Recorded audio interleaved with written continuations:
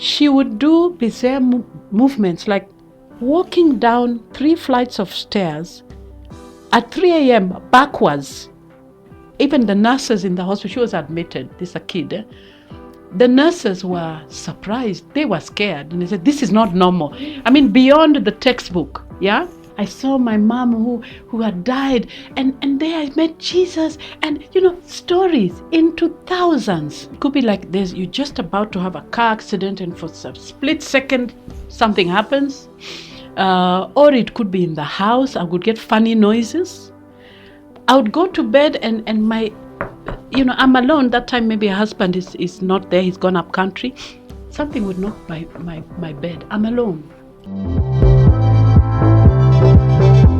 Welcome to Daktari, where voices, perspectives, and sounds relating to healthcare practitioners and matters health are amplified.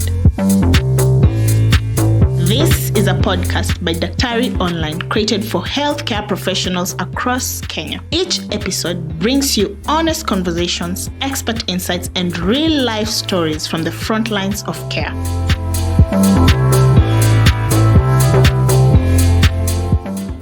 Welcome back to the Daktari podcast. With me, I still have Dr. Makanyengo, a consultant psychiatrist. In this segment, we're going to learn more about her not only being a doctor, and for me, it's an eye-opener. And actually, when I got to hear about that side of her, it got me a little bit excited.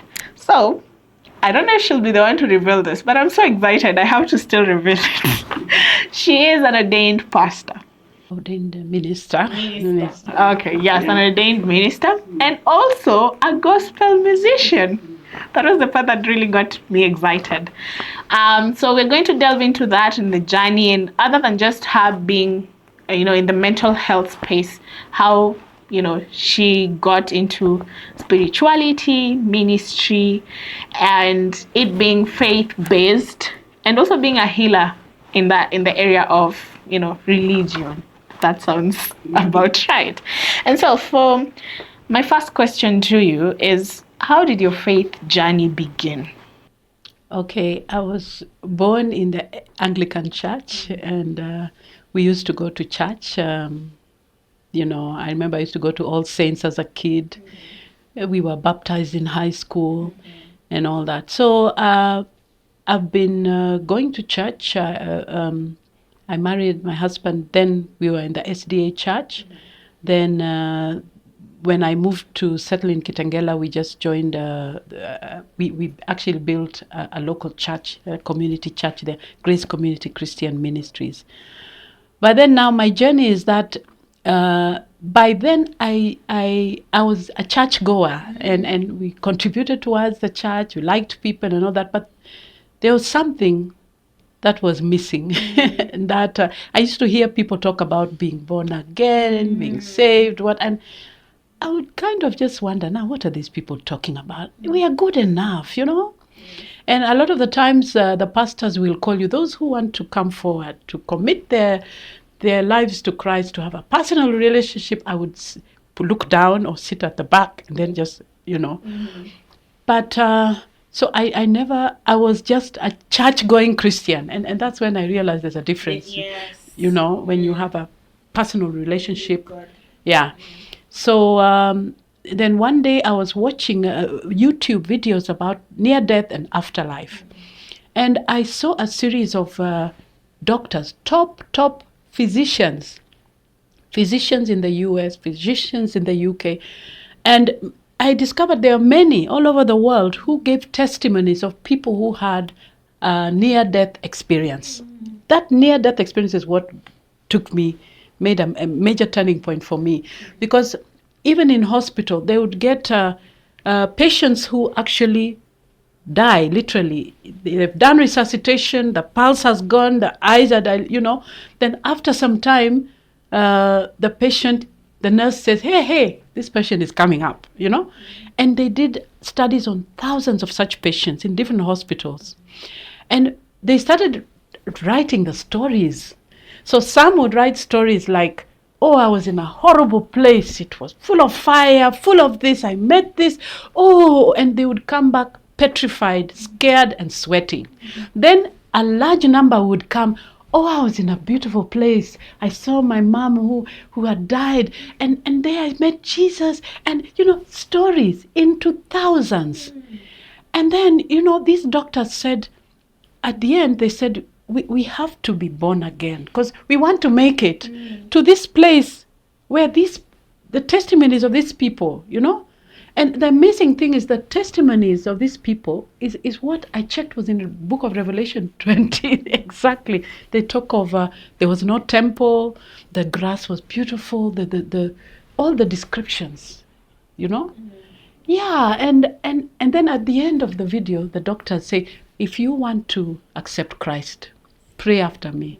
And that was 2:30 a.m. in my house, 2:30 a.m. on that particular day, 2012. And I prayed after him, and it just changed my life. That is how I now had, there's a certain prayer where I just felt now I accepted Christ as my Lord and Savior. So just going to church, I realized it's not enough. You've got to move the next step. Accept Christ as your Lord and Savior. And then my drama started after that. When you say drama, what is drama? God put me into drama, I'm telling you. And I asked, God, why are you giving me a psychiatrist this work? Okay, when I now accepted Christ, I started reading more testimonies of many doctors, many examples. Then I learned even in Kenya, we have examples of people who've had near-death experiences. So it was a global thing. So I think hell and heaven must be real, because even the description and the narrative, I would go to my fellow colleagues and say, do you know there are people who have after death? They say, no, it's the brain that is just causing confusion. I said, but why are these stories these near-death stories? Correlated. They wake up and they are so correlated, connected. They meet. There's one example where a child had a near-death experience. Go in the U.S., a pastor's child. He goes in and he meets his sibling who had been aborted by the mother. And the child didn't know, the 4-year-old child didn't know the mother was ever pregnant, ever miscarriage. It was not really a deliberate abortion, it was a miscarriage. But he meets and plays with this girl. Then the baby comes back and resuscitates, and then he says, I met so-and-so, the baby who miscarried. Okay, what was her name? So-and-so, and I met Pop. Pop was the great-grandfather. Describe him. I'm telling you, it was such overwhelming evidence. So I just said, let me have a relationship with Christ. So thereafter, I started reading more of that and sharing the testimonies. Then 2013, it's like now the church wanted me to teach about that. So I said, God, I'm hardly a year. I mean, it's just, and I'm a psychiatrist. What are people going to say? So I started teaching about that. And my journey started there. So I would teach these topics, these sensitive topics, but then I was introduced to the fact that spiritual warfare is real. Yes. Now, when I started, each time I would notice, each time I'm about to teach the topic, something bad would happen. It's like the devil does not want you to talk. You're stepping on a live wire. So I would experience very weird experiences. It could be like you're just about to have a car accident and for a split second, something happens. Or it could be in the house. I would get funny noises. I would go to bed and I'm alone. That time maybe a husband is not there. He's gone up country. Something would knock my bed. I'm alone. I went through that. So, the devil wants you to get so scared and give up. Yeah. It is just prayer that helped me through. There are times I would even now, God would show me like this topic you've got to teach about.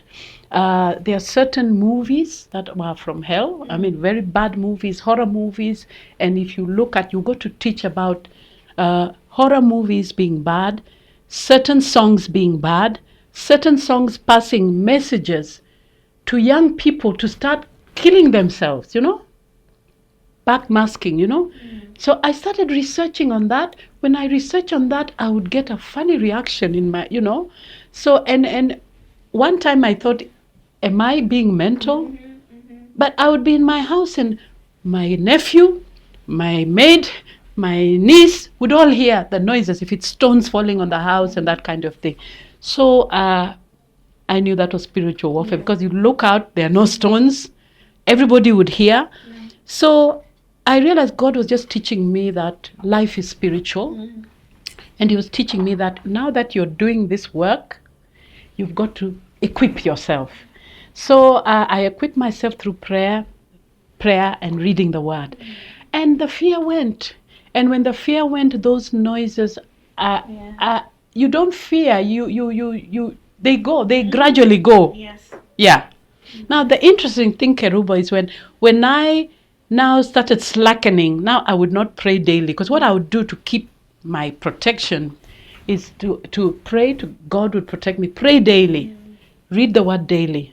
Psalms 91, Psalms 23, and various verses. Ephesians chapter 6, Ephesians chapter 6, verse 10 to 18. I would read verses and pray daily. And pray, and I was comfortable. But the time I became lazy, those noises would come again. Knock, knock, knock. You hear someone, And what God was telling me is, Margaret, life is spiritual. So this journey you're taking, take it seriously. Yeah.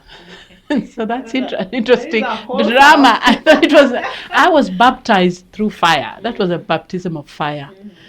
So now I was able to teach these things without fear, but then you have to have a constant prayer, constant protection, and trust in God. Yeah. And how do you find intersections between faith and psychiatry? Oh, yeah. A lot of this psychology we learn is in the Bible, where they say, cast all your anxieties to God, because he cares for you. Yeah? And a lot of psychology is in the Bible. That's what people don't realize. Yeah. Jesus was, I think, a psychologist, a psychiatrist. He was a social worker. He was everything, And how do you now integrate spirituality in mental health without, blurring professional, boundaries? I really maintain the professional aspect. When as a patient comes to me, I'll follow the protocol. We have a protocol. You have to do, because you see, illnesses are there. Illnesses are there. You have to take your history. You have to do investigations. You have to examine the patient, a professional examination, get history. So I follow the protocol. Now, where there's a red flag in that history, what now I do is I've expanded my history taking to look at other things as well. Generational issues, because those also affect you. Family history issues, I ask whether they've been involved in occult, because people getting involved in occult, in witchcraft, are real. And a lot of doctors, when you go that way, they say this doctor is. But you got to ask, is there any history? Because I've handled a kid who was involved in an occult in one of our schools, a secondary school kid. So she came in psychotic. But now, when she was psychotic in the hospital, her symptoms were not just the normal textbook symptoms we have. She would talk about the devil telling her to kill who and who, the very bizarre. And she would do bizarre movements, like walking down 3 flights of stairs at 3 a.m. backwards. Even the nurses in the hospital, she was admitted, this is a kid, the nurses were surprised. They were scared. And they said, this is not normal. I mean, beyond the textbook, yeah? Now, walking back, down, and when you put all those plus talking of, yes, I've been involved in, that happened. You see them in movies, they happen in real life. Oh, they happen in real life. Oh my God. So this particular patient, I did all the necessary tests. I talked to the relatives. And until we started praying, we got the parents to come, and we added prayer and reading verses on top of the medication and everything. She changed, she improved. I discharged in fact, by the time she was going home, we had cancelled all those medication. And we had did all the other tests are normal. And she's fine. She finished her high school. She's fine. But then the relatives had to now persist on that journey of being spiritual, because the parents are authority figure. You don't want anything to come back again, So to me, I was thinking this is a patient who manifested psychiatric symptoms, but there was an element of spiritual causes. Yeah. So we do get cases like that. Yeah. And I want us to start now documenting these things, because we need to teach about it, talk about it. Yeah. There is good, there is evil. If there's good, there must be evil, and evil is real. Yeah, you can't ignore that. Okay. Now, that was okay. I know. So, music. Oh yeah. I used to sing when I was young. When I was in high school, I sang. I sang in Limuru. I sang and I was number 2 in the national folk song. I remember. But after that, I didn't sing much. I joined the university to play keyboard. So, but I like singing. You joined the band. Oh yeah, the university. That's where I met my husband. I joined the movers. You know when you do medicine, you work so hard. You suffer the first year, it's torture. So when you pass, you say second year I have to relax. Let me join either a club. You're encouraged to join either hockey, tennis, music. I joined music, and that's where I met my husband. But we used to sing and dance. We were very decent, by the way. Although my parents almost collapsed and they had, our daughter has joined the university band. She's finished. She will not become a doctor again. Other people are celebrating. That one's child is finished. But then they were surprised. I was passing I never had a supplementary. I got married. While in medical school, I got my 2 kids. While in medical school, and they said, no, God must be with Margaret. Yeah, so recently I met a young nephew of mine. I think God sent him to me, who just gave me some words and said, Auntie, sing this song. Mm-hmm. Yeah, it's called Siri ni Yesu. Mm-hmm. And there I sang it, and that song is coming. I'll share with you. It's not yet out, but so I realized I can sing, and I enjoyed it. And I think it's 12 days old now. Yeah, and 144,000 followers. It's just Mungu too. Yeah, so now I realize also I enjoy it. I was very unwell. I was diagnosed with a condition last year. And I didn't know I would survive this year, by the way. So I feel like this year, now it's like God has just given me life. He's given me energy, drive, and the singing, it just makes, I enjoy it. Mm-hmm. I think it's part of mental health, singing and music. Yes. Yes. So we did a song, Mokozi, which, is touching. It's based on Revelation chapter 3, verse 20, where Jesus is knocking on the door. Open and let him come in, eat with you and you with him. And that's all he's asking for, And you've heard the song? Yes, I have. Not the whole of it. When I was being now introduced, this is who's coming. So I had it. It's my first release. Yeah. And 2 more are coming, and others. Yeah, so I just enjoy it. I realize it's a new hobby. So new hobbies also make you feel young, you feel energetic. You feel you're also spontaneous. You don't just say spontaneous. Yeah. So for me, I just feel it's like a new life for me. You've mentioned something important around music being also, in line with mental health. Yeah. So for you, does music influence you personally? Is it a form of therapy? It's a therapy. For me, it's therapeutic. I mean, I didn't know I could, because I'm not very young. But then by the time you go and record a song, you've got to do it several times, change your dresses for 2-3 hours. And I was strong, Yes. And given that I had a medical condition last year, I couldn't believe that's me. I even had arthritis. One time I had a stick I was walking with. But now I was dancing for those 2 hours. I think it's just a miracle. But I think music, singing, doing something you enjoy, especially as you get older. You guys are Gen Zs, but when you're one day going to get older, We will get older. it makes you live longer. Yeah. Yeah. And overcome illnesses that you think that's the end of you, but you find you're renewed. It's like a newborn baby. Yeah.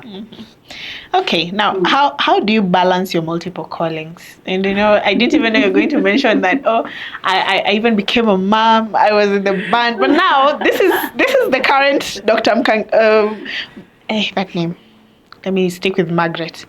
I know you now as a psychiatrist, a leader, a minister, a musician, and to add on that, still a mom, a wife, a grandmom, all round a sister. How do you balance that? Teacher, yeah, it's okay. For spiritual, I do chaplaincy. We do chaplaincy every Sunday, and I love it because we minister to our patients. And ministering to patients with psychiatric conditions, it's not easy because some of them you have to sit there and really be very flexible. You might find a patient who's in a manic phase and she says, I'm also coming to preach. Now, you're not going to say, shh. Yes. Allow them to come and say something and then say amen, And I think for me, it gives me joy that this is a group who God loves. And somebody has to be there to minister to them. But I do also sometimes teach. I teach a lot. We go to churches. We teach about healing, spirituality, and inner healing. Because, so that's what we do. Inner healing. That's on Sundays. Then I do my private practice as well. I'm in touch with my kids. They really encourage me and motivate me. And then God has given us other kids. Yes. I've seen now about 3-4 kids who are Gen Zs, and they just make me so happy. It's like you end up now being a parent to more people. Yes. And mentor them. Yeah. And it's a blessing, I think. Yeah, you just keep feeling revitalized, useful, purpose in life. Yeah. Yeah. Okay. So I'll still keep on repeating this. You keep on amazing. You keep on getting me to be really amazed, and you're still a beginner of things. So you also mentioned again starting a church. There's that. Yes. And still there's more. I'm here now to talk about National Health and Development Organization, NAHEDO. Yes. Yeah, this is an NGO we've had an NGO which we have had for a long time, and we one time we got funding. We were able to do a study in the slums of Dandora and Kangemi, where we were looking at ways in which we should empower the youth, to reduce their risks in getting HIV and to earn a living, and that was in partner with John Hopkins. But right now it is mostly research and training. Training is our strength. And we are partnered even with Daktari Online, where we give CMEs on mental health. And we enjoy that partnership. When we talk about, we teach the medical fraternity. We are hoping to expand this beyond even the medical fraternity. For example, there are special groups who need learning on mental health. There are special groups like the clergy, for instance, teachers and others. So we are working with Daktari Online to see if we could expand so that we are able to have a platform accessing other people on the importance of mental health. It cuts across all departments, all sectors. Great. Talking about collaboration, advocacy for networking for holistic community health. Yeah. And now, it being an NGO, if you could, mention how can NGOs, government, private institutions, and even communities collaborate, better in mental health care.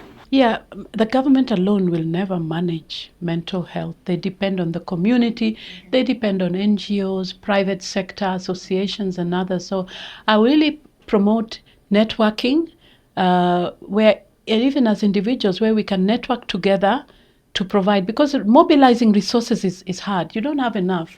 But you can partner with an NGO who can mobilize resources to work on a specific section that requires mental health or a specific group. And that's what I would encourage. Yes. And now more on that, SHA. It's an insurance. Yes. Now, I'm not going to just major in it, but then talking about insurance, health insurance. What role should health insurance or funding models play in expanding mental health services? Oh, initially there was discrimination where insurances will focus on other medical conditions. When it comes psychiatry, no. But I think the sectors lobbied hard just to show that mental health is also a condition which requires insurance cover. So most insurance companies are covering. The only sad thing is that they cover very little. For if you had a surgery, they will spend so many millions on something else. But when it comes to mental, they cap it up to minimal funds. And I think we are still in the process of lobbying through the association, the Ministry of Health and team, so that they can raise it. Because sometimes, you find the insurance is not able to cover because it's expensive.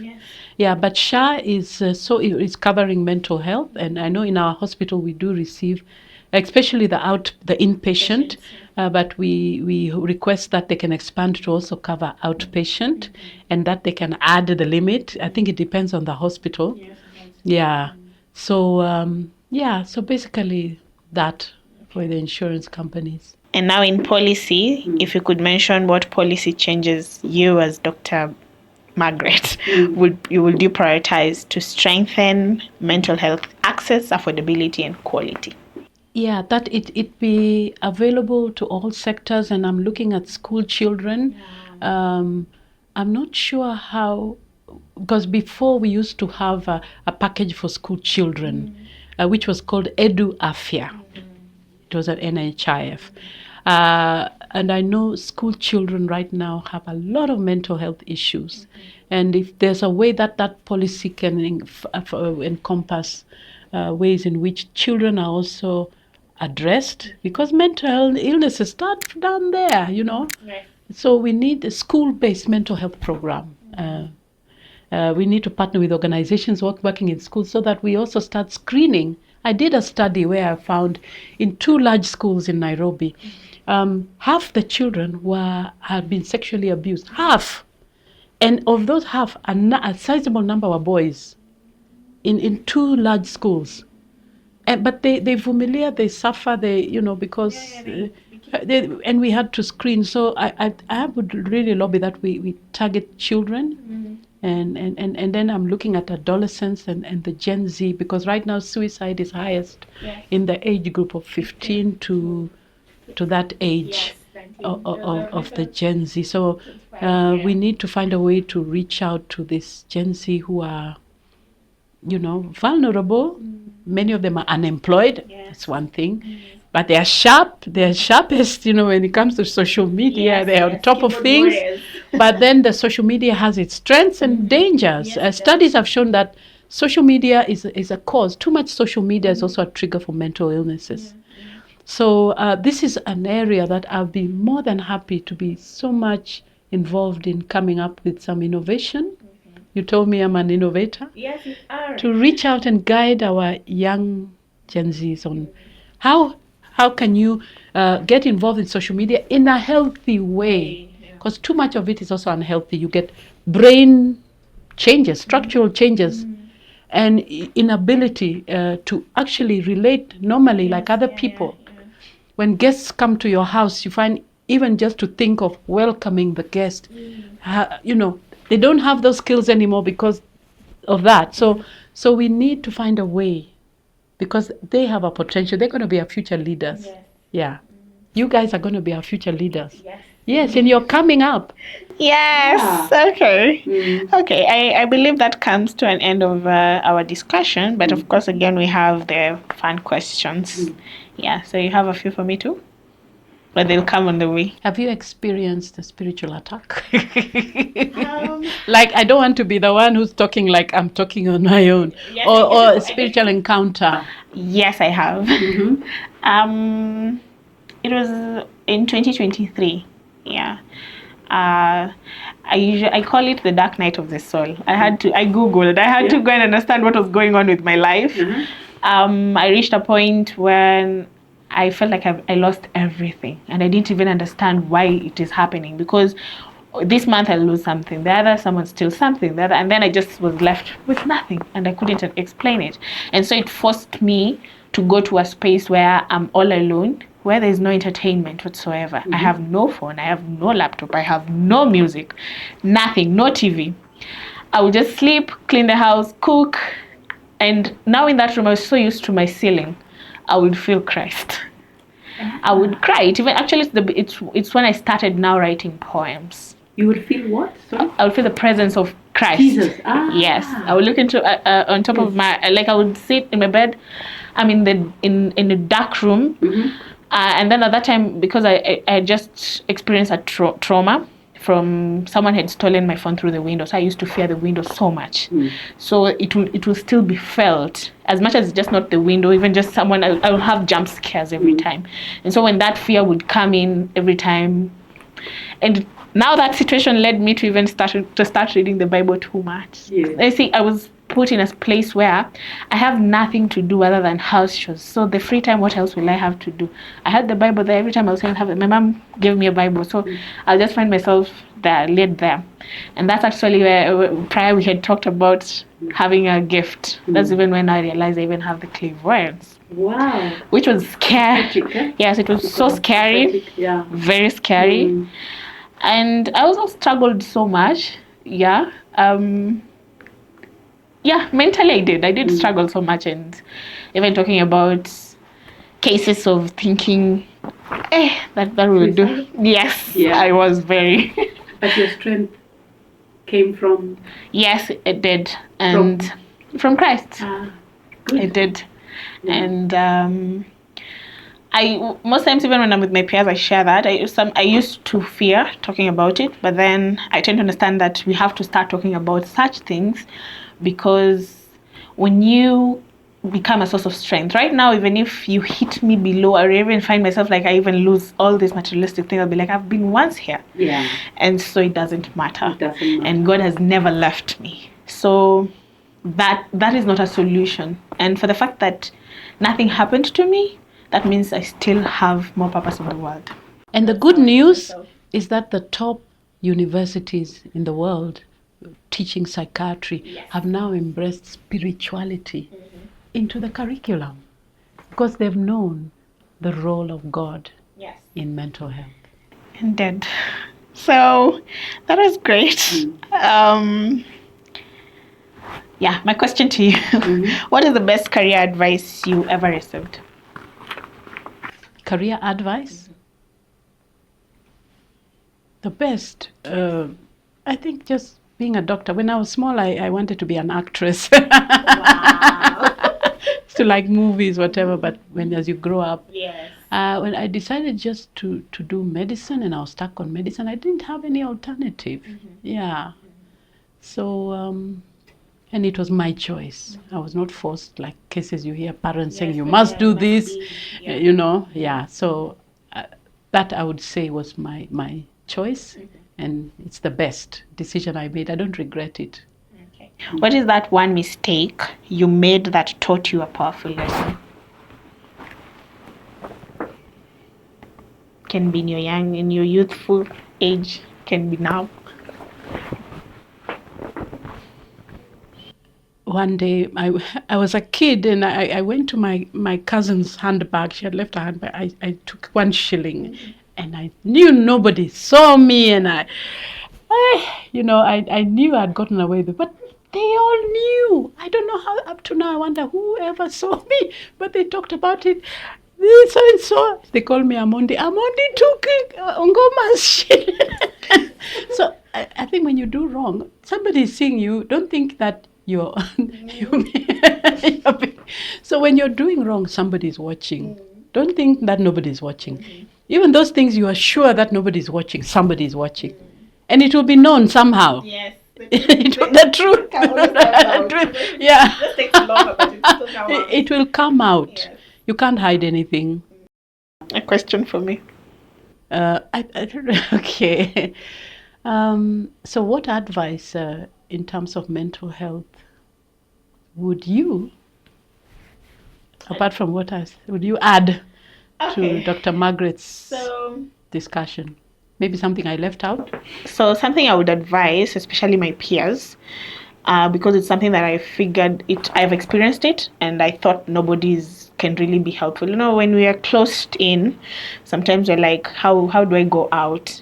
Even fear, maybe you don't even have the money and all that, but then you go out, that first step of even finding someone to talk to.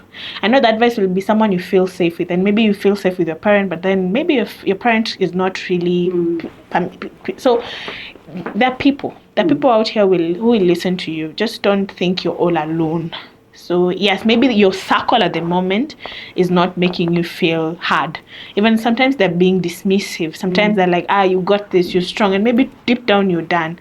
You can get out of that circle. There's someone else whom you can talk to and will reach you to get help. Wonderful. Yes, and when you do that, you get to express, because I feel when I got out, because I just thought that's the only people who listen to me, and they even, actually, I would have said they might have led to because I felt like nobody's hearing me, nobody's understanding me, but the moment I took a step out to talk to someone entirely different, it now led me even to my first ever therapy session. I never paid a single shilling, because that mama understood I have no money.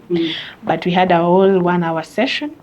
We started from childhood. Wow. We talked, and I was like, and in fact, I know she told me never to tell anyone that she did that, but she even gave me money from that session, and she told me, go and start. Actually, what I got, she didn't say it in that, but then I learned something. You cannot pour from an empty cup, because for me, I think what I understood from that session, I kept on being a people pleaser. I kept on giving until now I reached I can't give. And so she was like, first go be selfish to yourself, fill your cup, and then now you can start pouring out.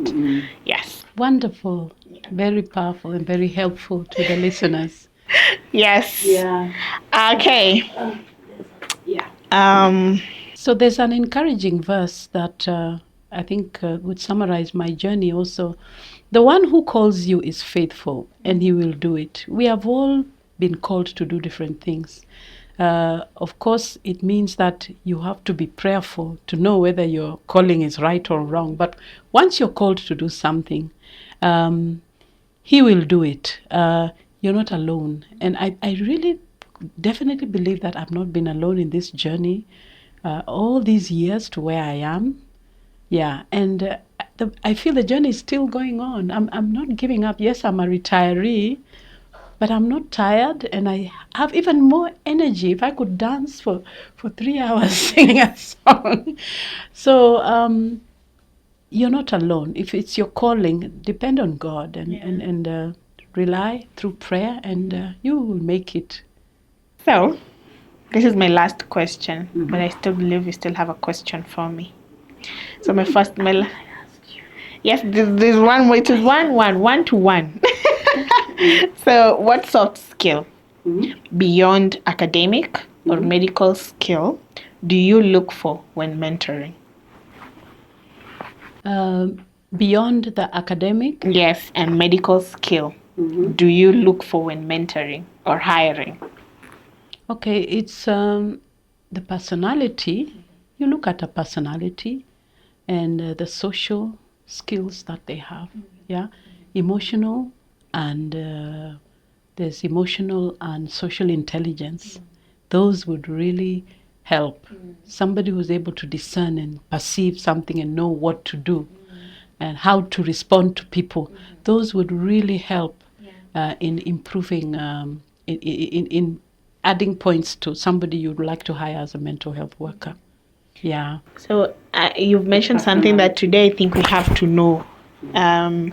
Can emotional intelligence and social intelligence be learned, and how or where? I believe it can. Yes. And there are lots of books that teach you how to grow your social and emotional intelligence. Yes, it can. But then it doesn't come to you. You have to. Some people are naturally born with that ability to relate with people. They didn't study it, but you find they relate with people so well. Yes. Yeah. Okay, great. A question for me. How do you manage to have so much energy all this time we've been talking? And You've asked questions and you're not tired. How do you manage? Well, No, do you look bored? I've not seen you yawn completely. if I get bored, if I yawn, you will feel like I'm getting bored and I will lose you, you know? So it's my work as well not to lose you. Yeah. And I also, other than just me listening to you, I'm not doing this for me. So I know that I'm doing it for our audience. And yes, I might get bored, but I cannot get bored in the expense of them. I still have to, but I didn't get bored anyway. I didn't see you bored, yawning. That encouraged me. Yes, Yeah. and so yes, to answer your question, there's other than just being here, there's after. When now I'm outside this space, I tend to really recharge. Yeah, I will rest. Good. I You will, rest. yes, I will be mindful of myself. But then within the session, of course, it's something I love to do. Yes, and of course, for me, mostly my goal is get out there to learn something. And with you, I've learned a lot. Oh, Yes, I have. Thank And you see, when so you have much. that It's hunger, encouraging me. yes, and when you have that hunger to learn something, you won't get bored. You won't get bored. Yes, and of course, with life, just as life is, it's not like a straight line. There's parts where you lose me, but then for me to learn, I have to go beyond that. Okay. Yes, because it won't be on my terms. It's on what you share and how freely you share it. Yes. Thank you. It has been such a great session. Yeah. I've enjoyed. Yeah, thank you. Yes, and definitely we'll have you again to talk more Okay. about, because mental health is a wide. whole very wide, very dynamic, Yeah. and has a lot of misconceptions, people thinking they Myths. do We myths. talk of Yes, witchcraft and yes, that is exactly. just an illness. Yes, and even the holistic nature around it and how it touches around almost everything in our lives. Yeah. I still think spirituality is the center of everything. Whether it's medications, whether it's surgery, whether it's your life, your family, and all that. And I think we really need to embrace God in all spheres of our lives. Yeah. And you're likely to be on the right path in being mentally well. And thank you so much. Thank you so much. much. This was rich, heartfelt. I've enjoyed it as well. And a visionary conversation. Yes. And also the urge of you being, a beginner of something. That has also got me so much. Okay. Because it's just not even something, it's something. S in the bracket. Yes. Yes, and you being free to take us through your personal journey, academic, and, the doctor behind, the you behind the doctor, like the you. Yes. Thank you so much. Thank you so much. Okay. Yes. Asante. Yeah. To all our listeners, I hope you've gained ideas, inspiration, and takeaways that you can put in your own work. This is Daktari Tone, where we amplify voices that transform healthcare in Kenya. If you've liked this, make sure you follow us on our social media handles. Keep sharing, keep caring, and keep making the healthcare systems better. See you then.